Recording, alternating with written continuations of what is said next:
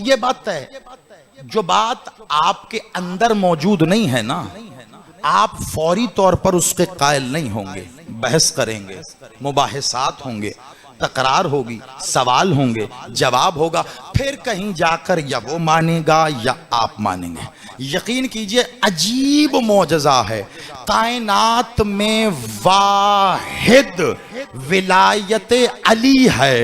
1400 साल नहीं, जब से आदम पानी और मिट्टी के दरमियान था ना, तब से लेके आज तक कोशिश में हैं लोग कि विलायत मनवाई जा सके।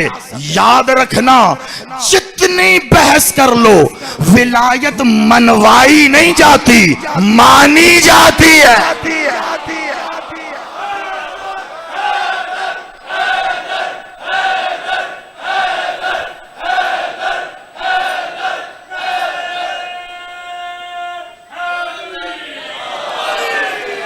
आप सलामत रहिए। आपके जज्बात और ये गुल और गुलजार की तरह ये दमकते हुए आपके चेहरे इस बात के मुतकाजी हैं कि बस मैं जुमले पे जुमला पढ़ता जाऊं, आप वसूल करेंगे। लेकिन जाहिर बात है, एक उन्वान मेरी आदत है, उसको भी अपनी हद तक रखना है। और आज का उन्वान, क्योंकि बादशाह मेरे मालिक अली अल रज़ा मालिक का ज़ाहिरी ज़हूर है कि आज के दिन मेरे मौला ने हमेशा से मौजूद अपने नूर को लेकर मखलूक को ये इजाज़त दे दी कि अब तुम हमें देख लो। हाय हाय हाय हाय हाय। आप सलामत रहिए, जो समझ गए मैं दाद दे रहा हूं आपको। मौला इन हाथों को कभी मोहताज ना करे, मिलके हायदारी। आप सलामत रहिए। ये लफ्ज़ ही होते हैं क़िबला जो अक़ीदे को संवार देते हैं, जो आ जाएं और चले जाएं। हम ऐसे मालिक के कायल नहीं हैं, वो हमेशा से थे, हैं, रहेंगे।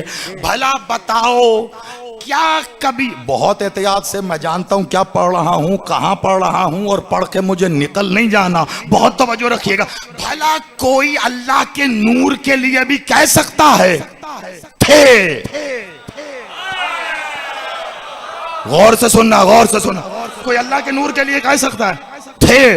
भाई जब अल्लाह का नूर ना था है, ना है ना होगा है, बहुत तवज्जो। क्यों? था, है, होगा, ये वक्त की कैद में आते हैं। जो गुजर गया वो था, जो मौजूद है वो है, जो आएगा वो होगा।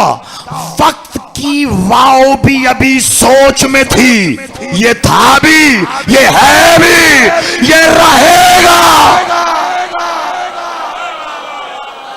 ओहो,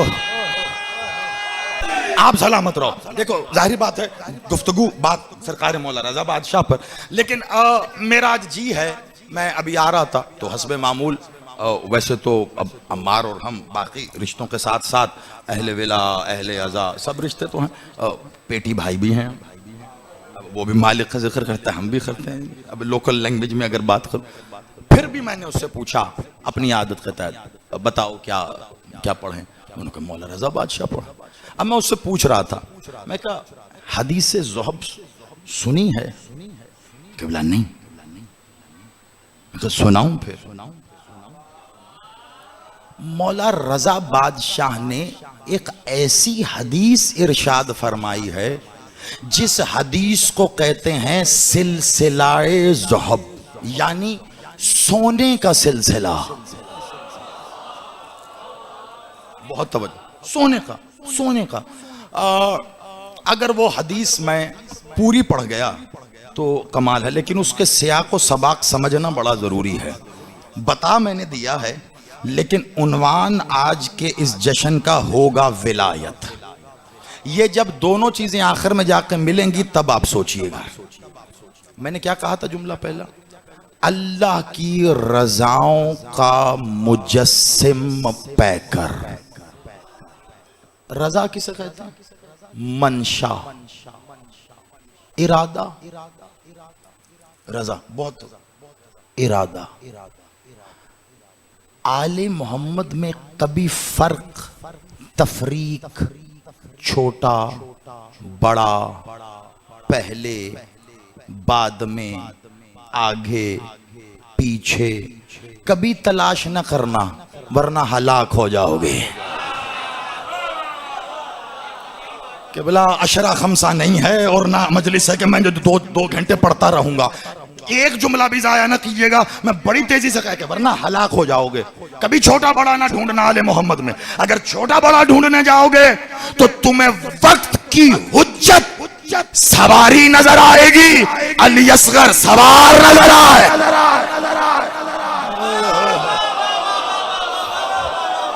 मौला आपको सलामत रखे, बादशाह आबाद रखे।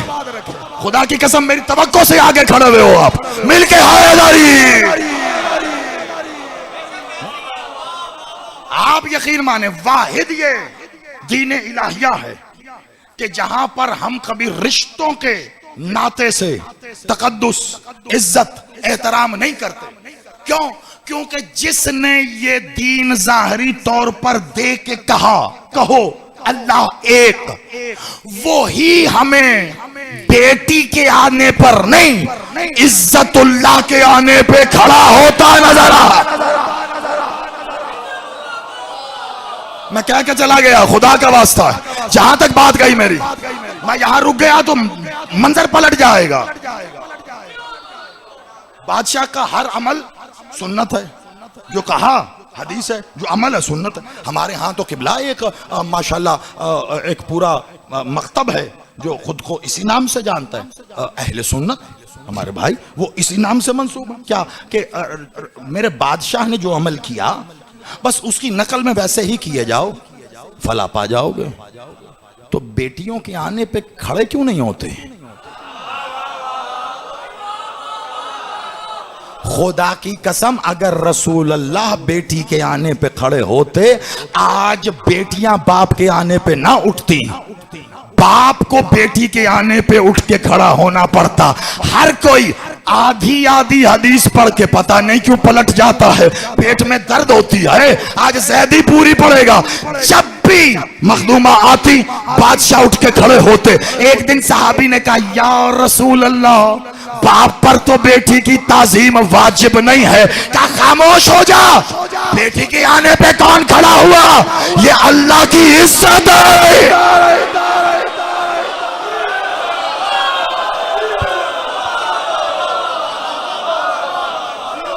आप सलामत रहो। अल्लाह की इज्जत आ रही। और आप यकीन करो, इस मिंबर की इज्जत की कसम, मैं ये जुमला कह के पलट जाता, अगर आपके इन दमकते हुए चेहरों पर मजीद 14 चांद मुझे ना नजर आते तो मैं आगे न बढ़ता।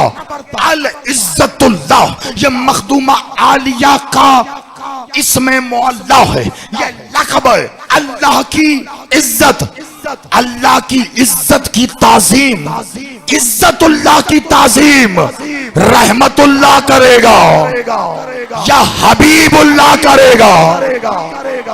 फैसला कैसे होगा? बहुत तवज्जो, एक तरफ है हबीबुल्लाह, एक तरफ है रहमतुल्लाह। आप सोच रहे होंगे कि मैं ये कहां पढ़ता कहां आ गया। सुनते जाइए, बस चीजें कहां जाके मिलती। रहमतुल्लाह, हबीबुल्लाह, बादशाह हबीबुल्लाह, अल्लाह के हबीब, रहमतुल। अल्लाह की रहमत हो, अल्लाह के हबीब हैं। अजीब सी बात नहीं? मतलब तर्जुमा समझ में नहीं आता। इतनी सादा बातों के तर्जुमों में भी इतनी लंबी लंबी झोल। हबीबुल्लाह का क्या तर्जुमा किया जाता है? अल्लाह के हबीब हैं। अच्छा, अब अगर किसी को मैं कहूँ रहमतुल्लाह, इन पर अल्लाह की रहमत हो, भाई या तो कहो अगर हबीबुल्लाह अल्लाह के हबीब हैं तो रहमतुल्लाह है अल्लाह की रहमत है। रहमतुल्लाह की दफा हो, हबीबुल्लाह की दफा है। ये क्यों है भला? क्योंकि कुरान में अल्लाह ने हबीब को कह दिया कि ये मेरा हबीब है, इसलिए आपको अब शक नहीं करना, यकीन के साथ कहना है हबीब है। लेकिन रहमतुल्लाह की दफा ये क्यों कहते हो रहमत हो? क्योंकि यकीन नहीं है भाई, रहमत सिर्फ उस पे होगी जिस पे रसूल की बेटी चाहे।